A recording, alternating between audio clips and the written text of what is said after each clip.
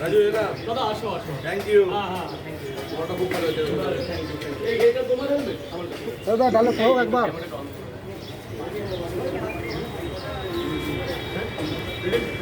কি বলছি বলো? এরা অফিসারের লোক, বুঝলো? ঠিক আছে,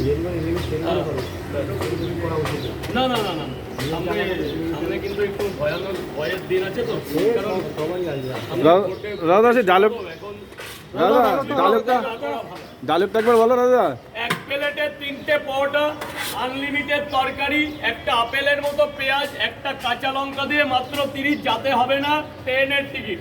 আর রোববার হিসাবে একটা স্পেশাল প্যাকেজ রেখেছি, এরকম সাইজের 3টে পরোটা, আনলিমিটেড তরকারি, আলু, সোয়াবিন, বড়ি, বাদাম, কাবলি ছোলা, চীনা বাদাম, চীনা মটর, দুটো বড় বড় সেদ্ধ ডিমতে মাত্র 50 টাকা।